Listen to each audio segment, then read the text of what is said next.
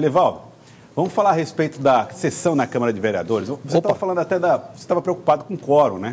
Pois é, mas deu certo. Deu certo. Eu até entrei em contato com o presidente da Câmara, falando a respeito dessa sua preocupação. Ele disse, olha, os vereadores podem entrar com requerimento para dizer se podem ou não participar de uma sessão presencial. E até agora só o neto do Angelim tinha apresentado, ontem, né? Isso ontem. Só o neto do Angelim tinha dito que não poderia participar presencialmente, grupo de problema de saúde, tudo, umas comorbidades, apesar de ser um jovem, né? Mas tem esses problemas também, né? Aí o Francisco Lima, que não tem comorbidade nenhuma, foi lá para acompanhar. Usou máscara só para mesmo cumprir o determina o protocolo. Mas estava lá Francisco Lima para acompanhar a sessão presencial da Câmara de Vereadores de Teresina. Vamos ver. O painel eletrônico anuncia 22 vereadores presentes. O retorno das atividades presenciais teve grande adesão dos parlamentares de Teresina, mas não foi unanimidade. Eu achei até uma contradição no momento em que a gente mesmo pede, faz uma campanha para o povo ficar em casa, exatamente os matemáticos, a ciência já tem dito para nós que o isolamento é quem tem controlado a ascensão desse vírus, dessa pandemia.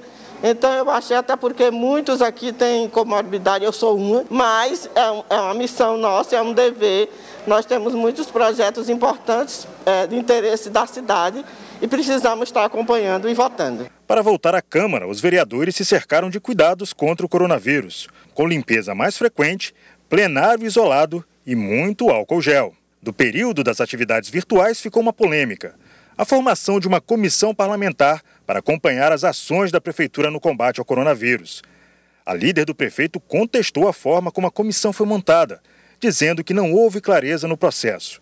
A presidência contestou. É lamentável o vereador, que na sua principal função é legislar e fiscalizar, não querer que se crie uma comissão para ajudar, para colaborar na execução dos projetos do Covid-19. O artigo é muito claro, cabe ao presidente, através de um ato administrativo, criar uma comissão especial, requerida por uma comissão ou requerida por qualquer vereador, deliberado no plenário. A comissão foi aprovado o requerimento pelo doutor Lázaro, foi deliberado. Agora cada partido vai indicar um componente, apenas isso. O retorno das atividades presenciais coincide com o momento em que chega à Câmara uma mensagem da Prefeitura. O prefeito Firmino Filho solicita aos vereadores que autorizem um empréstimo de 33 milhões de euros. O projeto de empréstimo foi um dos questionamentos que eu fiz hoje, porque é um recurso e uma contratação que a Prefeitura já vem tratando ainda desde o ano passado, conseguiu o aval da União para que a gente possa fazer essa contratação, e são vários investimentos de grande relevância e importância pela cidade. Então a gente não pode misturar a política com os interesses da cidade. Os recursos serão solicitados junto à Agência Francesa de Desenvolvimento e serão inseridos no programa Teresina 2030. Os investimentos com essa verba serão investidos em áreas como saneamento básico, mobilidade urbana e requalificação habitacional. Apesar de se mostrarem a favor de aumentar os recursos municipais, os vereadores da oposição dizem ser necessários mais detalhes sobre a destinação dos recursos. Nós estamos agora vivenciando o pior período da pandemia aqui no Brasil, o pico chamado, o assombroso pico.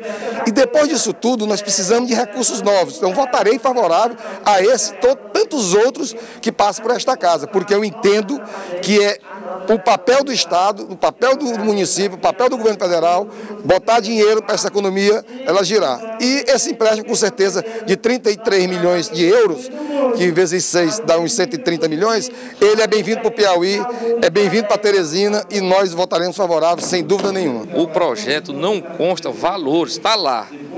Infraestrutura, construção de fossas sépticas, melhoria habitacional.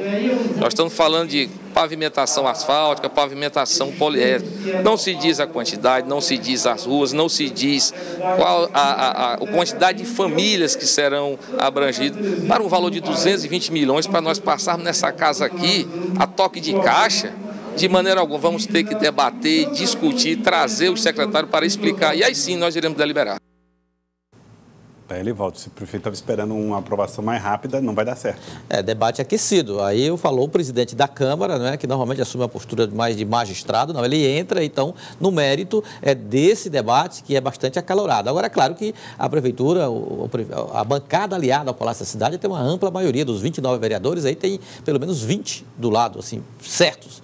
então permite uma aprovação aí, mesmo que não seja a toque de caixa, que eu acho que não tem um interesse também nesse sentido, mas tem uma celeridade. Agora, interessante, né, Gelson? Veja só, que a oposição na Câmara vota a favor, desde que obedeça esses critérios aí elencados pelo vereador Dudu e pelo vereador Jeová.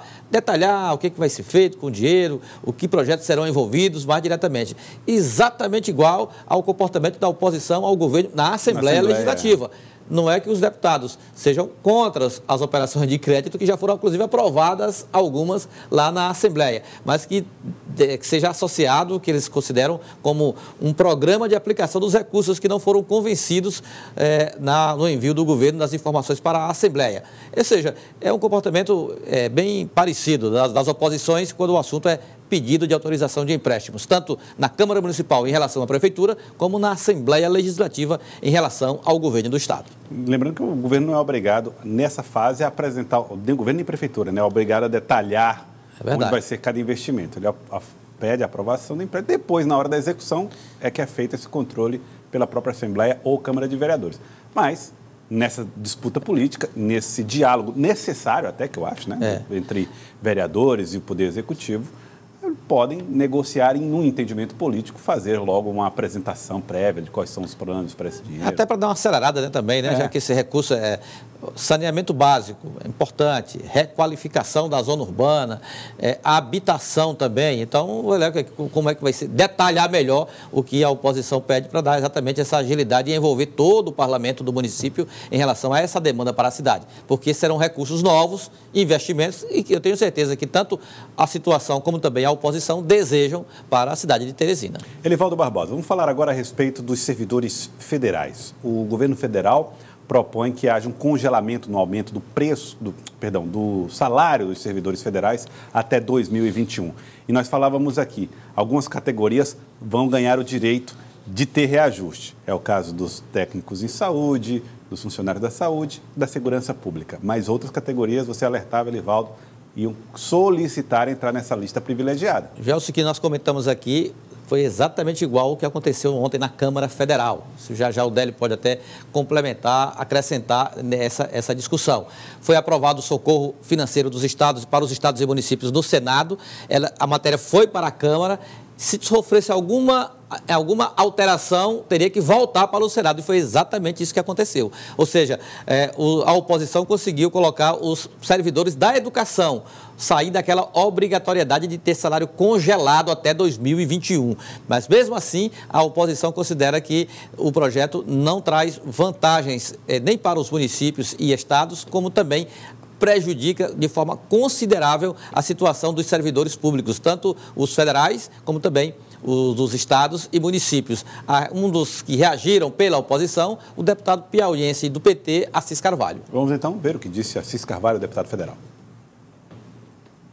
O PL 39, que assegura um auxílio suplementar aos estados e municípios que tiveram as suas receitas próprias reduzidas por conta do isolamento social provocado pelo Covid-19, foi aprovado nesta noite na Câmara Federal. Esse PLP teve a sua origem no Senado, que, se por um lado, tem o objetivo de ajudar as receitas de estados e municípios, por um outro, traz um arroxo muito grande contra os servidores públicos deste país.